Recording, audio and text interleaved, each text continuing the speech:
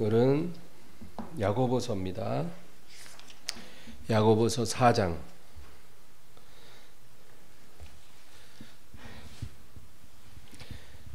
야고보서 4장 3절에서 5절 말씀을 합독하겠습니다. 구하여도 받지 못함은 정욕으로 쓰려고 잘못 구하기 때문이라.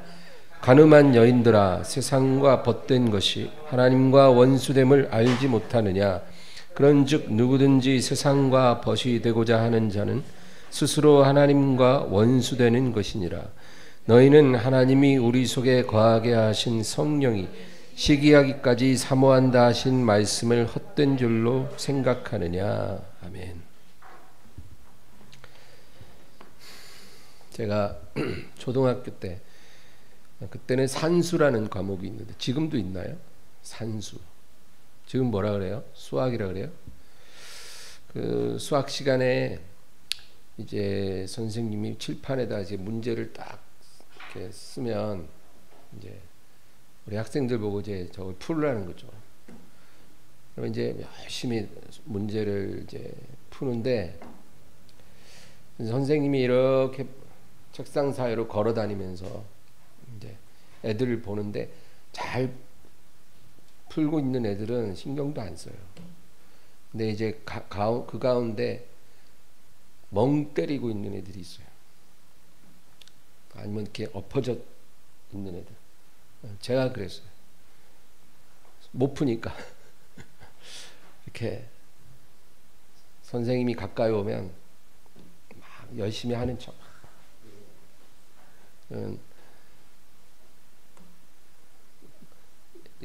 고개 들어봐. 왜 안 풀고 있어? 이제 풀라 그래요. 이거 한 풀어봐.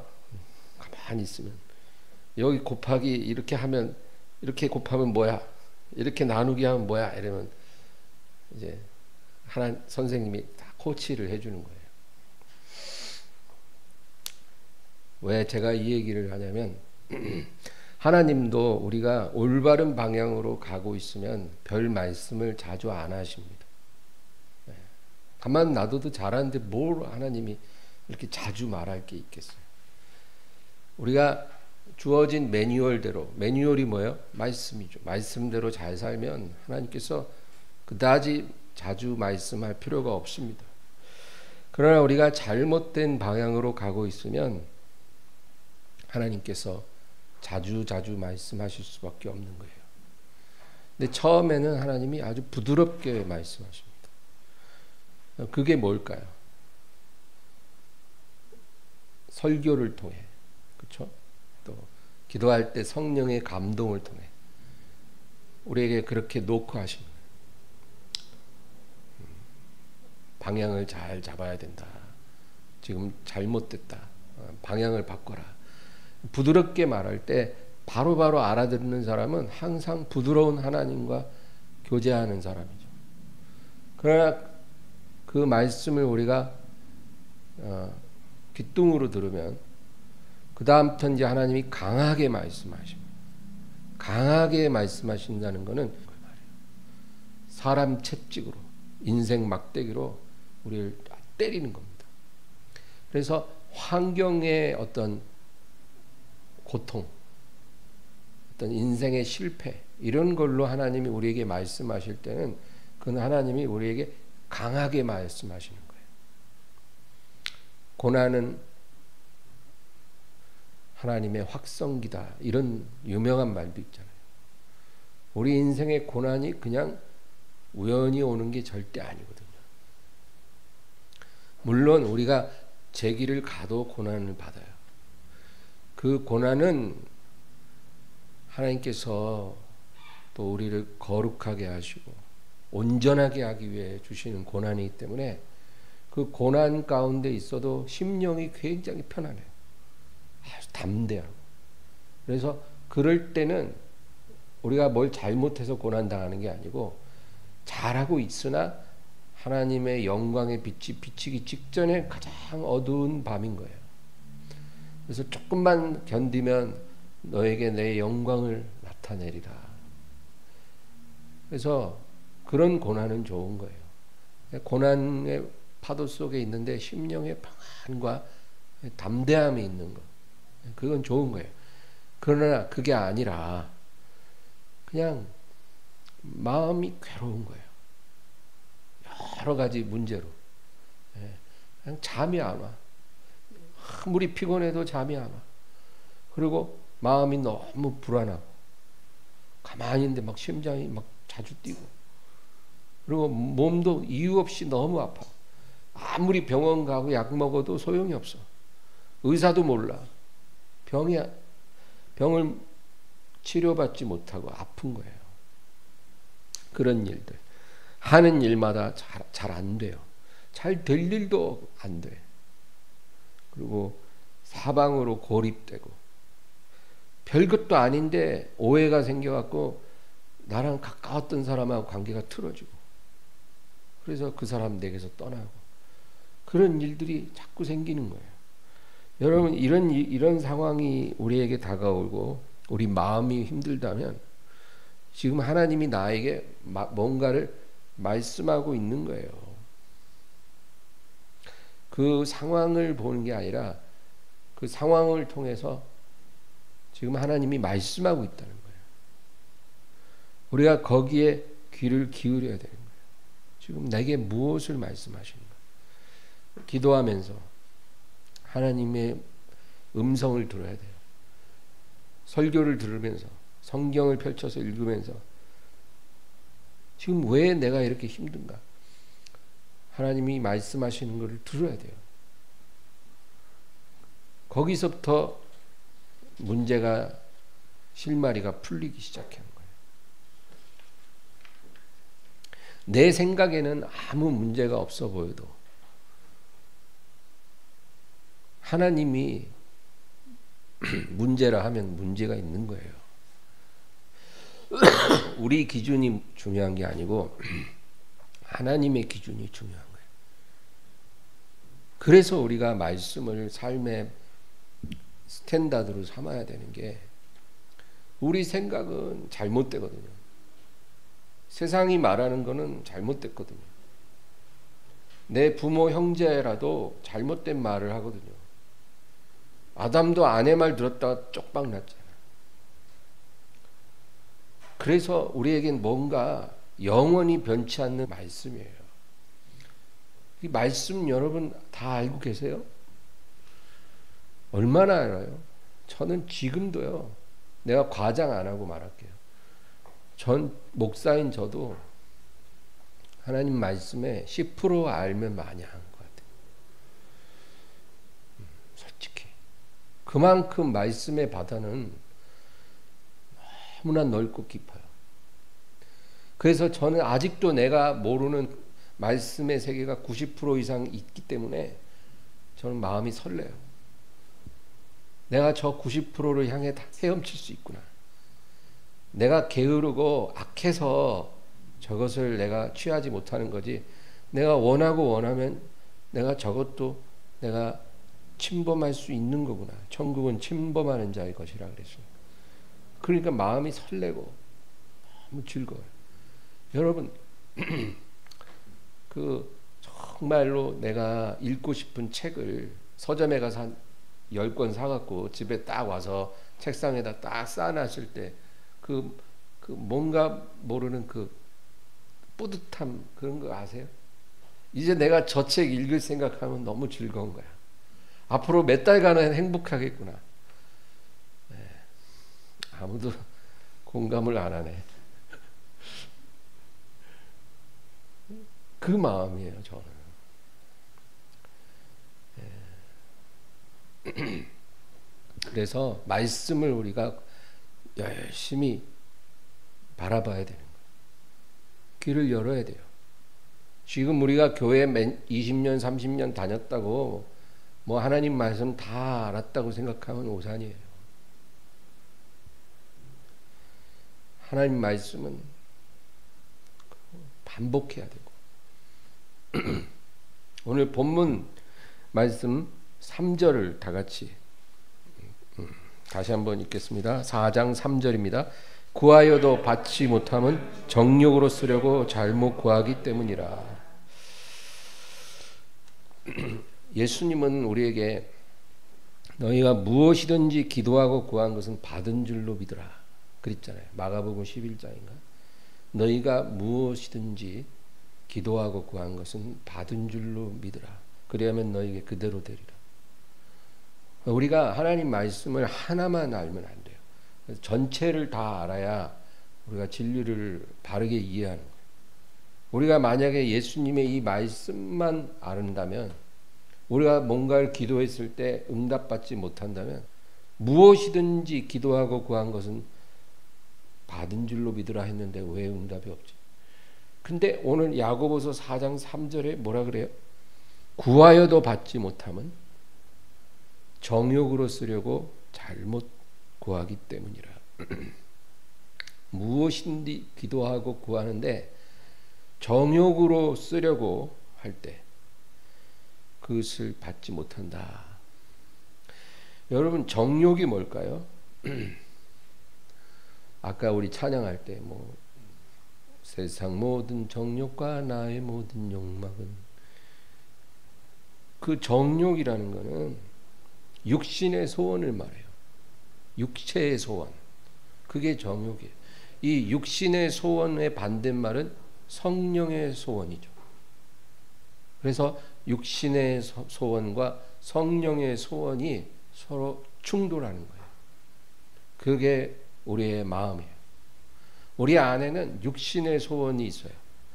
성령이 우리 안에 들어오실 다음부터는 성령의 소원도 우리 안에 있는 거예요. 그래서 갈라디아 5장 17절에 육신의 소욕은 성령을 거스리고 성령의 소욕은 육신을 거스리라니 이 둘이 서로 대적하므로, 이런 말씀이 있거든요. 그러니까 육신의 소원, 성령의 소원이 서로 거스리는 거예요. 그런데 이 육신의 소원이 바로 정욕이라는 겁니다.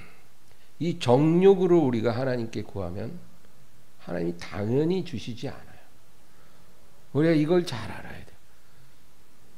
그런데 왜 사람들이 실수를 하냐면, 우리가 하나님께 무언가를 구할 때 항상 그럴듯하게 포장을 해서 구하거든요.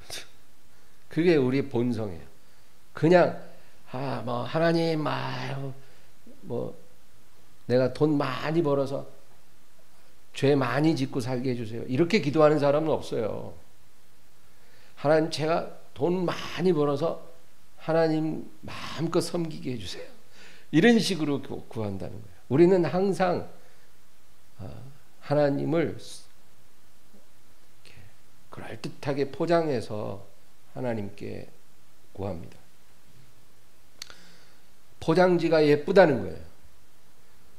그러면 사람들은 포장지만 보고 대단히 값진 것이 들었나 보다 속을 수 있으나, 우리 하나님은 외모를 보시지 않기 때문에 포장지에 속지 않는다는 거예요. 하나님은 우리 마음속 가장 깊은 곳에 가라앉아 있는 그 욕망을 정확하게 보시는 분이에요. 우리가 일절 거기에 대해서는 모른 척해도 하나님은 그걸 보고 계십니다.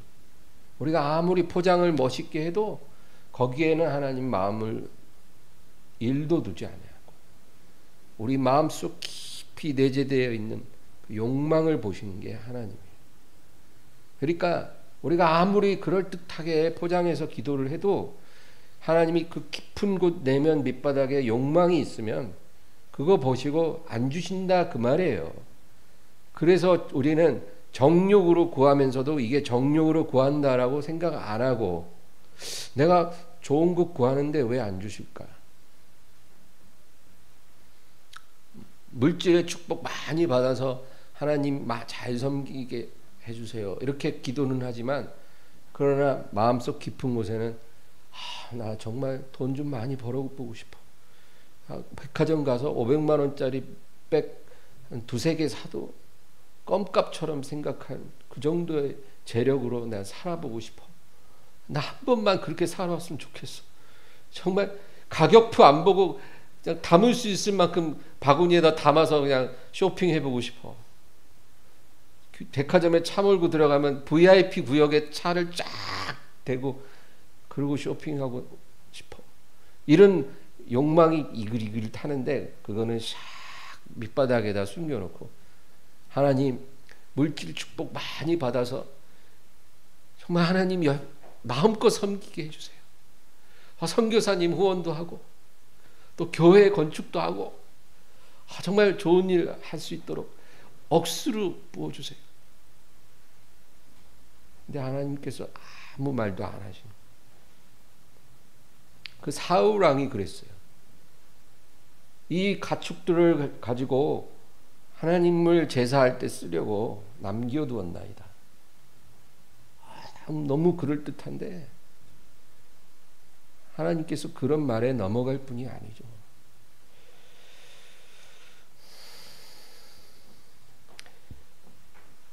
그래서 우리가 하나님 앞에 정욕으로 쓰려고 구하는 기도가 의외로 많다. 여러분 이런 기도에 하나님이 응답하지 않는 것을 감사하시기 바랍니다. 왜냐하면 때로는 하나님이 이런 기도에 응답을 하기도 한다는 거예요. 항상 거절하는 게 아니라 이런 기도에도 하나님이 때로는 응답하셔요. 왜 하시냐? 하나님이 이런 기도에도 응답하실 때는 그 사람을 기뻐해서가 아니에요. 그 사람은 한번 쓴맛을 아주 세게 느껴야 배울 수 있기 때문에 하나님이 때로는 허락하셔요. 그래서 이런 정욕으로 쓰려고 기도할 때 응답이 오면 여러분 정말 이제 오랜 연단의 세월을 통과해야 된다는 것을 우리가 알아야 해요. 그런 경우도 있습니다. 그러나 이러나 저러나 하나님은 항상 우리를 사랑하세요. 우리가 잘 되기를 원하시는 거예요. 우리가 온전해지도록 하기 위해 하나님은 응답을 주기도 하고 안 주기도 하는 거죠. 또한 우리는 어떤 위기 상황에서 잘못된 판단을 할 때가 있어요.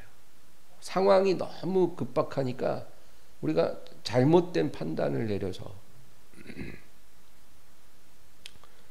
그래서 우리가 하나님 앞에 무언가를 구하게 되는 경우가 있죠. 뭐 어떤 정욕으로 쓰려고 잘못 구하는 것도 있지만 상황이 너무 급하니까 우리가 잘못된 걸 구하는 경우가 있어요. 판단을 잘 못하는 거예요. 예를 들어 아브라함을 보세요. 아브라함이 이제 가나안 땅에 있을 때 흉년이 엄청나게 임했어요. 근데 목축업을 하는 사람들한테는 흉년은 아주 치명적이에요. 그 당시. 왜냐하면 꼴을 먹여야 되는데 꼴을 못 먹이면 가축들이 다 죽거든요. 그러면 재산이 막대하게 손실을 보는 거예요.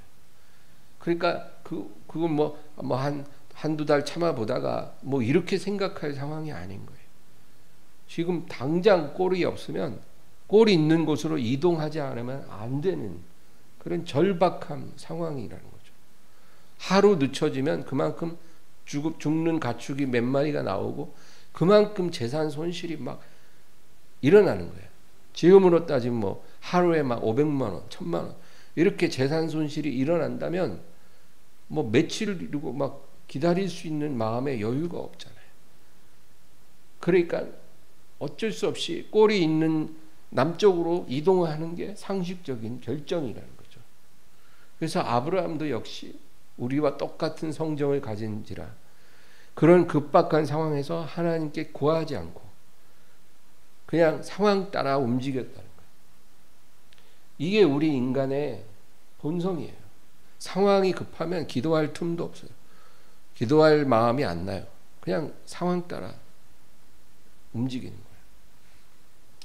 그런데 아브라함도 마음속에 걸리는 게 있었을 거예요. 뭐가 걸리냐면 두 가지. 첫째는 하나님이 약속하신 땅을 벗어나는 거예요. 그렇죠? 내가 이곳에서 너에게 복을 주리라 했는데 지금 흉년이 왔다는 거예요. 그러면 하나님이 주신 그 약속을 의지하고 이 땅에 머물지 아니면 이동할지 결정하는 건데 마음이 걸리는 거죠. 하나님이 여기서 복 주신다고 했는데 그런 걸림이 있어요. 또 하나는 그가 어디로 가든 그곳에서 그는 아내를 누이라고 말해야 돼요. 애굽으로 가든 그라르로 가든 자기 아내를 누이라고 말을 해야 자기가 목숨을 건질 수 있는 거예요. 그런데 아내를 누이라고 그러면 그 땅의 지배자가 그 아름다운 사라를 빼앗아 갈 수 있거든요. 그러면 어떻게 돼요? 결국 하나님의 약속은 이루어지지 않는 거예요.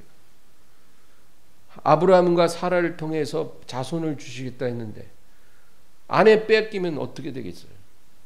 이런 걸림이 있음에도 불구하고 상황에 이끌려서 움직일 수밖에 없었다. 그러니까 아브라함이요, 처음부터 믿음이 아주 훌륭한 사람이 아니었어요. 우리도 이런 실수 엄청 하듯이 아브라함도 그랬다. 그래서 아브라함이 결국 어떻게 됐어요? 아무것도 못 얻고 고생만 잔뜩 하고 아내 뺏겠다 겨우 찾아오고 그래갖고 다시 가나안 땅으로 돌아왔어요. 그런 과정을 통해서 하나님께서 아브라함에게 교훈을 주는 거예요. 상황 따라 상황이 다급하다고 결정하지 마라. 이런 거는 말로만 하면 못 배워요. 한번 쓴맛 보고 손해 보고 고생하고 이래야 배우는 거예요. 그래서 우리가 이 세상 사는 동안 믿음의 사람으로 조금씩 성장하게 하는 것이 그것이 하나님의 계획이에요. 그 다음 4장 4절 읽겠습니다. 가늠한 여인들아, 세상과 벗된 것이 하나님과 원수됨을 알지 못하느냐. 그런즉 누구든지 세상과 벗이 되고자 하는 자는 스스로 하나님과 원수되는 것이니라. 우리가 일부러 하나님과 원수되고 싶은 사람이 어디 있겠어요? 여러분 그런 사람이 있어요 혹시? 하나님과 원수되리라. 간때가 부었지. 어떻게 그러겠냐고요. 그런 사람은 없어요. 그런데 오늘 말씀에 뭐라 그래요? 세상과 벗되는 것이 스스로 하나님과 원수되는 것입니다. 우리가 세상을 벗으로 삼는 순간 우리 스스로 하나님과 원수되는 길을 선택했다는 거예요. 네, 여러분 나도 모르는 사이에 세상과 벗을 삼았는데 하나님과 원수가 되는 거예요. 우리는 하나님과 세상을 다 벗으로 삼아서 살 수도 있지 않나. 그건 내 생각이고 내 기준이고 하나님 기준은 절대 그렇게 할 수가 없다는 거예요. 네? 여러분 생각해 보세요. 어느 날 남편이 여자 한 명을 집에 데리고 왔어. 아내가 있는데 그래서 아내한테 뭐라면 여보 아내가 꼭 하나일 필요가 있을까? 뭐 둘도 괜찮지 않을까? 한 사람은 빨래하고 한 사람은 청소하고 둘이서 하면 더 빨리 할 수 있지 않을까? 내 생각은 그런데 당신은 어때? 남편이 이런다면 어느 아내가 그거 참 신박한 아이디어네. 이럴 사람이 있겠냐고요. 남편의 생각일 뿐이죠. 말도 안 되는 거잖아요. 아내 입장에서는. 그래? 그러면 저 여자랑 잘 살아. 난 간다. 나가겠죠. 우리가 하나님과 세상을 동시에 내 벗으로 삼고 살겠다면 바로 이런 어처구니 없는 행동이나 그 말이에요. 그건 하나님 기준에서는 있을 수 없다.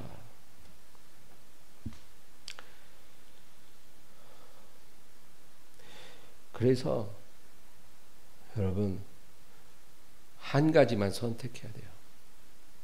하나님을 벗으로 삼았으면 하나님만 바라봐야 돼요.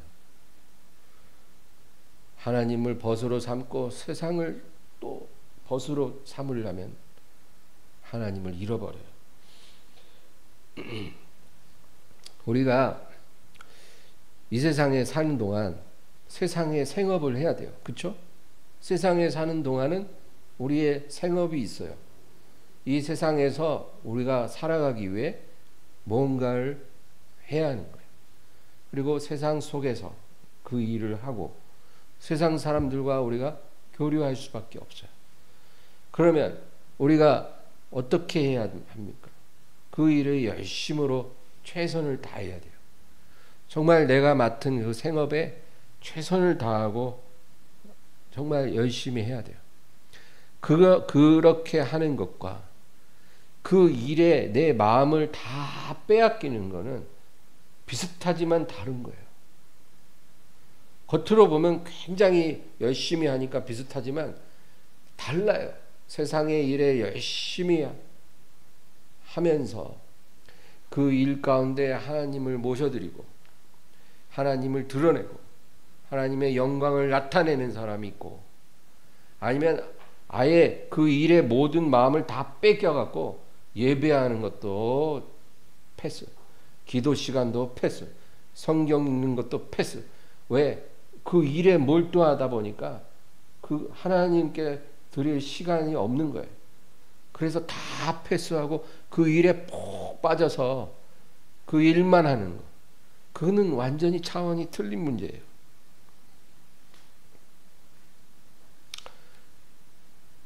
여러분, 우리 하나님께서는 우리가 생업에 충실하되 그 생업 가운데 하나님을 우리가 영접하기를 원하시는 거예요. 하나님 따로 일 따로가 아니라 그 생업 속에 하나님의 주권을 세우고 하나님의 영광을 드러내는 것. 그게 하나님이 원하시는 모습이다. 그 가장 좋은 예가 다니엘이죠. 다니엘 얘기는 좀 이따 할게요. 5절 읽겠습니다. 너희는 하나님이 우리 속에 거하게 하신 성령이 시기하기까지 사모한다 하신 말씀을 헛된 줄로 생각하느냐. 아멘. 우리가 여기 보면 하나님의 성령이 시기하기까지 사모하신다는 거예요. 시기라는 말은 굉장히 나쁜 말로 우리가 생각하잖아요.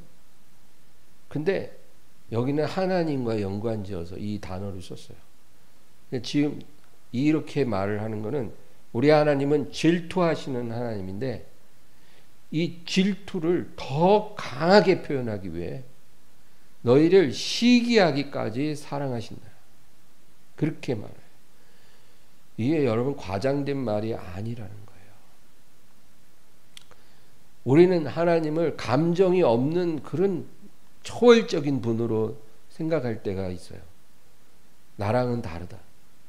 나는 감정에 휘둘리지만 하나님은 감정이 없으실 것이다. 그렇지 않아요. 우리 하나님은 지정의를 다 갖고 계신 분이에요. 그래서 우리에게도 그것을 나눠주신 거예요. 하나님은 모든 걸 다 알고 계세요. 다 알고 계세요. 여러분, 우리 머리털 숱까지 다 알고 계세요. 그리고 하나님은 아주 선한 의지를 갖고 계세요. 그래서 감사하죠. 그리고 하나님은 감정이 엄청 풍부하신 분이에요.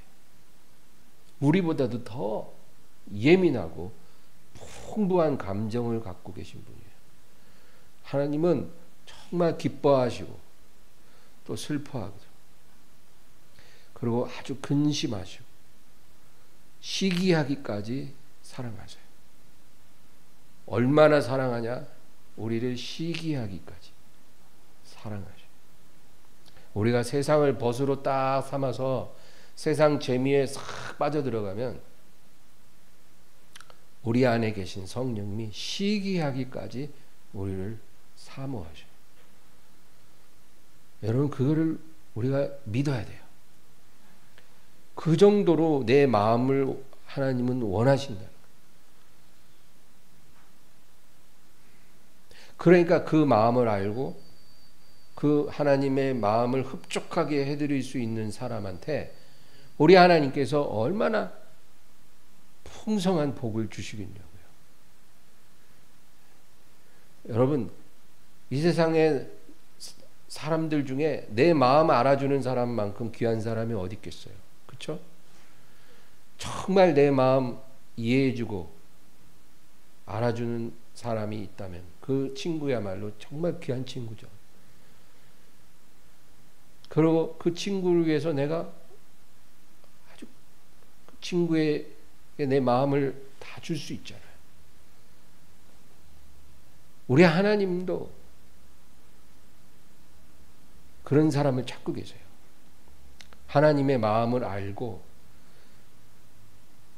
하나님의 마음을 헤아리는 사람, 그런 사람을 찾고 계세요. 그래서 E.M. 바운즈라는 그 사람이 쓴 기도의 능력이라는 그 책에 그런 말이 있잖아요.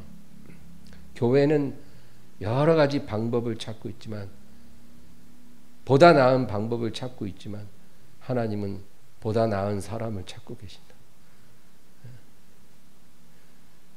하나님이 찾는 건 사람이에요. 방법이 아니고. 하나님이 일을 못하시는 건 사람이 없어서 못하는 거지, 방법이 없고 능력이 부족해서 못하는 게 아니에요. 능력은 하나님께 다 있어요. 모든 보안은 하나님께 다 있어요. 모든 지혜의 근본이신 하나님이 모든 방법을 다 갖고 계세요. 근데 하나님이 갖고 있지 않은 거는 하나님의 마음을 알고 있는 한 사람을 못 갖고 있어요. 그래서 하나님이 그 일을 시행할 사람을 못 찾는 거예요.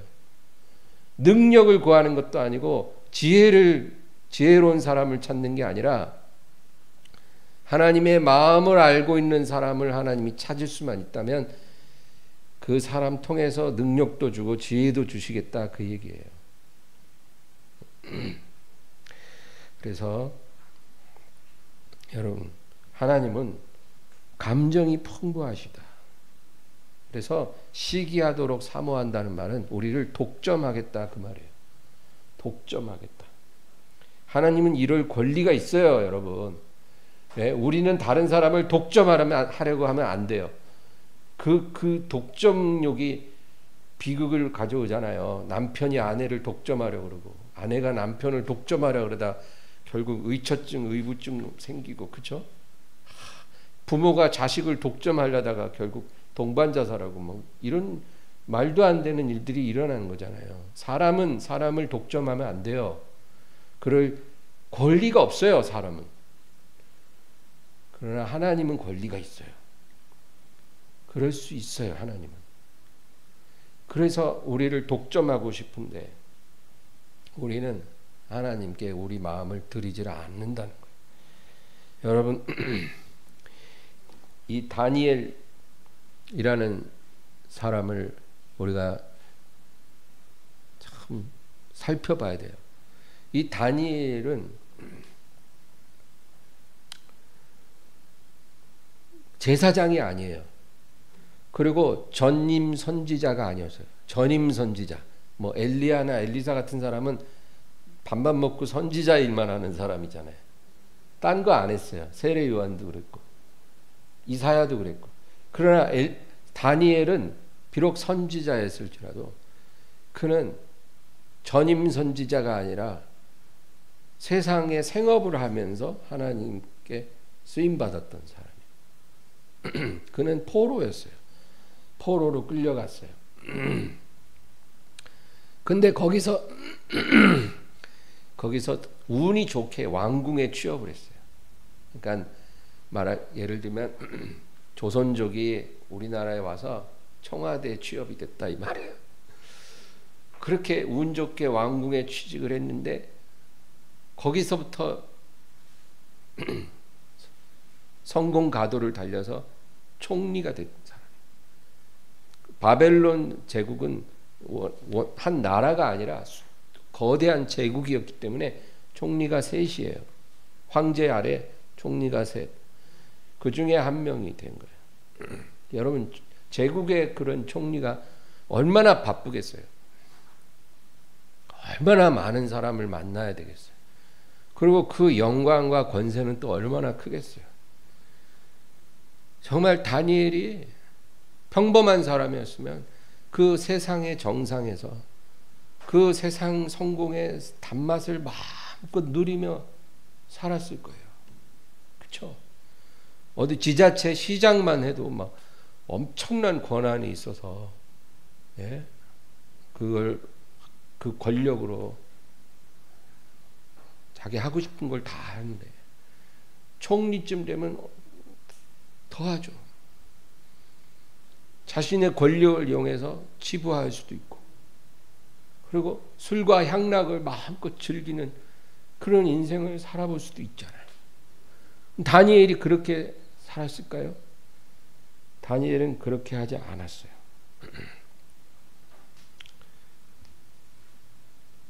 다니엘은 성령을 슬프시게 한 적이 없어요.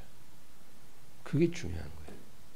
그 안에 거하시는 성령님을 슬프시게 하지 않고 가장 큰 시험을 통과했어요. 그게 뭘까요? 아브라함이 통과한 그 시험이에요. 가장 소중한 것을 하나님께 드리는 시험. 다니엘에게 있어서 정말로 소중한 게 뭐겠어요? 자기가 갖고 있는 그 성공, 그렇죠? 그리고 자신의 목숨, 그것이 제일 소중한데 그것을 그냥 내려놓는 거예요. 하나님을 예배하는 그것과 맞바꾼 거예요. 난 성경에 다니엘서가 있다는 게 얼마나 감사한지 몰라요. 지금 여러 가지 말로 뭐 예배를 드리나 마나, 뭐 대면을 하네, 비대면을 하네, 뭐 방역에 협조하네, 뭐 어쩌고 저쩌고 많은 말을 하지만 복잡할 게 없어요. 다니엘을 보면 돼요. 다니엘은 총리의 직위에 있었고 모든 것을 다 가진 성공한 사람이었지만 하나님을 예배하기 위해 그냥 다 내려놔 버렸어요. 자신의 지위, 성공, 행복, 그리고 자신의 목숨까지. 그래서 결국 어떻게 됐어요? 왕이 감동해서 봐줬어요? 아니에요. 사자굴로 들어갔어요. 왕이 봐주고 싶었지만 왕도 못 봐주는 상황이 되는 거예요. 그래서 사자굴에 들어갔는데 어떤 일이 일어났냐고요? 사자들이 조용히 있었어요. 이런 일이 일어나도록 하나님이 역사하셨다 그 말이에요. 그리고 다니엘에게 엄청난 계시를 하나님이 주셨어요. 사드락과 메삭과 아벳느고는 받지 못하는 그런 하나님의 영적 축복을 다니엘에게 주셔서 다니엘서 7장부터 끝장까지는 구약의 계시록이라고 말해요. 그건 굉장히 난해한 예언이에요. 그것은 인류의 종말까지도 상세하게 기록한 구약의 계시록이에요. 그런 축복을 다니엘에게 주시는 거예요. 왜 그렇게 했을까요? 다니엘이 하나님을 영화롭게 하니까. 그가 그냥 엘리야처럼 낙타털옷 입고 다니면서 그렇게 예언만 한 선지자가 아니라, 그러면 그럴 수도 있어. 근데 그게 아니라 관료였어요. 관료. 세상의 가장 한가운데서 세상의 일을 하며 살아야 하는 그런 사람이었어요. 가장 많은 것을 가지고 있었던 사람이었어요. 이 세상에서. 그런 그가 하나님을 위해 모든 것 다 내려놓는 마음으로 하나님을 높여드리니까 하나님도 사자의 입을 봉하시고, 그리고 다니엘에게 인류 역사의 마지막까지 다 보여주시고 그것을 기록하라고 하신 거예요. 그 계시가 너무나 다니엘에게 무거워서 다니엘 8장에는 이런 구절이 있어요. 지쳐서 여러 날 앓다가 일어나서 왕의 일을 보았느니라. 너무 그 계시 받고 지쳐서 여러 날을 앓다가, 코로나 앓듯이 여러 날을 앓다가 내가 일어나서 왕의 일을 보았느니라. 하나님이 감당할 수 없을 만큼 영적 축복을 다니엘에게 부어주셨다 그 얘기예요. 여러분, 하나님께 우리가 충성한다는 것은 어떤 외적인 활동을 왕성하게 하는 것만을 말하는 게 아니에요. 눈코 뜰 새 없이 일주일 7일 하나님 전에 나와서 하나님 일하고 이런 것만을 말하는 게 아니라 우리의 중심이 성령님을 슬프시게 하지 않고 근심케 하지 않고 우리를 시기하기까지 사모하시는 그분께 우리가 응답하는 것. 우리의 마음의 중심이 그분께 향해 있는 거예요. 성령님이 나를 바라보는 만큼 나도 그분께 화답하는 것. 그것이 충성됨이에요. 우리가 그렇게 하면 하나님도 우리를 아주 특별 대우해 주시는 거예요. 만약에 내 삶에 정말 아무런 느낌도 없고 역사도 없고 은혜도 없고 도우시는 손길도 못 느끼는 그런 삶이라면 그 왜 그러냐면 내가 지금 하나님을 그렇게 대우하고 있다는 거예요. 그러니까 하나님도 나를 그렇게 차지도 않고 덥지도 않게 대우해 주시는 거예요. 정말 우리가 하나님께 온전한 중심으로 충성하고 우리를 시기하기까지 사모하시는 성령님께 우리도 그와 같은 마음으로 화답하며 산다면 하나님께서도 우리를 아주 확실하게 다루어 주실 거예요. 여러분 그와 같은 소원을 갖게 되기를 주의 이름으로 축원합니다. 오늘 말씀을 생각하면서 우리 간절히 기도합니다. 주여 감사합니다.